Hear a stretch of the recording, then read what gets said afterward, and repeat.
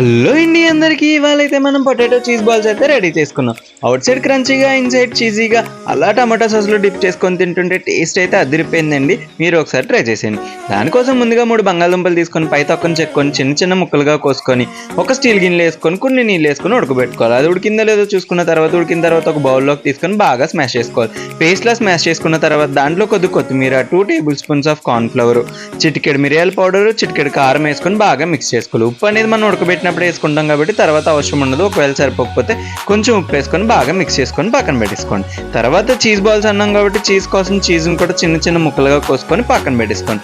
అలా తర్వాత చేతులకు ఆయిల్ రాసుకొని ముందుగా మిక్స్ చేసి పెట్టుకుని మిక్సర్ని కొద్ది కొద్దిగా తీసుకొని మధ్యలో చీజ్ పెట్టుకొని రౌండ్గా బాల్స్లో చేసుకొని పక్కన పెట్టుకోవాలి.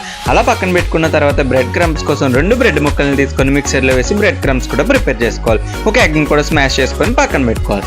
అలా అన్ని ప్రిపేర్ చేసుకుని పెట్టుకున్న తర్వాత ముందుగా ప్రిపేర్ చేసిన బాల్స్ని ఎగ్లో డిప్ చేసి బ్రెడ్ క్రమ్స్లో దొల్లించి పక్కన పెట్టుకోవాలండి. తర్వాత పొయ్యి మీద మూకుడు పెట్టుకుని ఆయిల్ వేసుకుని అది బాగా హీట్ అయిన తర్వాత ఒక్కొక్క బాల్ని డీప్ ఫ్రై చేసుకుని గోల్డెన్ బ్రౌన్ కలర్ వచ్చిన తర్వాత తీసుకొని టమాటా సాస్లో డిప్ చేసుకొని తింటే టేస్ట్ అయితే సూపర్ ఉందండి. అదేంటి బ్రో మాకైతే స్టవ్ మీద చూపించినవి ఒకలాగా మాకు చూపించే ఒకలాగా ఉన్నాయంటారా? ఈ మధ్యలో ఒక ఫోన్ వచ్చిందండి. ఫస్ట్గా వేసినవన్నీ కూడా మాడిపోయినాయి అనమాట. తర్వాత మళ్ళీ వేసినవి మీకు చూపిస్తున్నాను అనమాట.